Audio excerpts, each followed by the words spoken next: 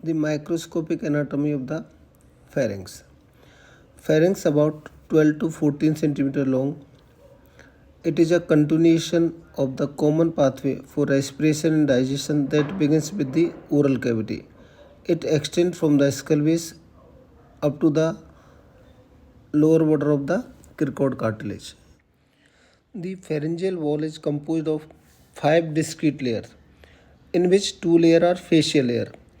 Five discrete layers are mucosal layer, submucosal layer, pharyngobasilar layer, muscular layer, and buccopharyngeal facial layer. So, out of five, there are two facial layer.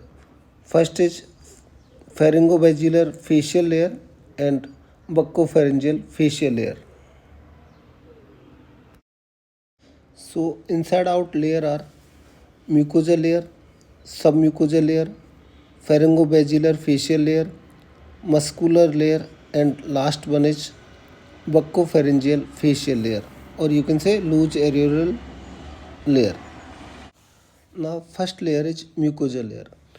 The mucosa of nasopharynx is typically respiratory mucosa that is made up of ciliated pseudo-stratified columnar epithelium. Rest of the pharynx is made by the non-keratinizing stratified squamous epithelium. It covers the oropharynx and laryngopharynx.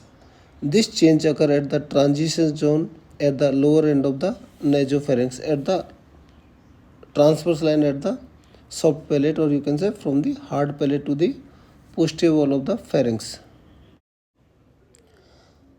The second layer is submucosal layer. It is also known as lamina propria. It contains the aggregate of gut associated lymphoid tissue in form of Waldear's ring. So it means all component of Waldear's ring like adenoid, tubal tonsil and lingual tonsils are situated in this submucosal layer. The submucosa sometime become thick and bend with the fibrous pharyngovaginal layer, that is the third layer, and form the tonsillar capsule. So tonsillar capsule is made up of by the fibrous pharyngovaginal layer, it is the third layer. So this gut associated lymphoid tissue are situated in the submucosa. Third layer is pharyngobasilar facial layer.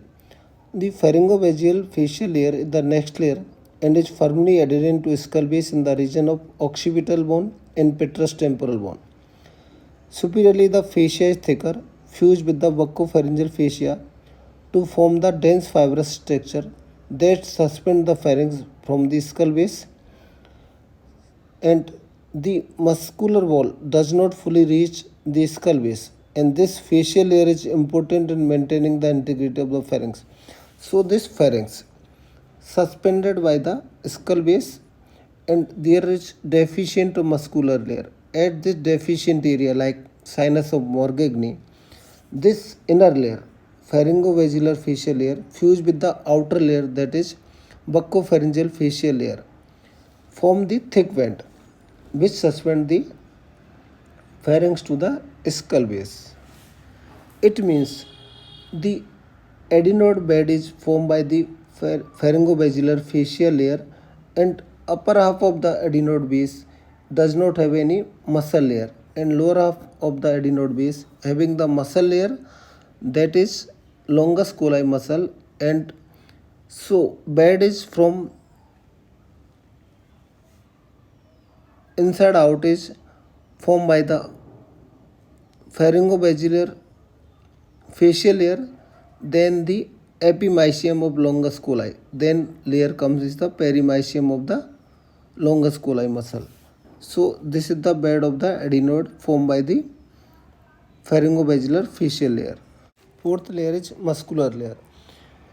It is made up of 6 muscles. The inner longitudinal muscle are palatopharyngeus muscle, salpingopharyngeus muscle, and stylopharyngeus muscle.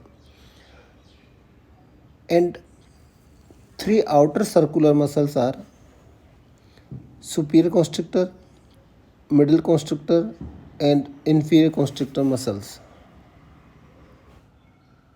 Fifth layer is buccopharyngeal facial layer, or you can say loose areolar sheath layer. It is the final layer of the pharynx and is a thin areolar layer covering the pharynx constrictor that also continues with the covering of buccinator muscle. This layer contains the pharyngeal plexus of veins and nerve. So all supply coming from these buccopharyngeal facial layer to the pharynx.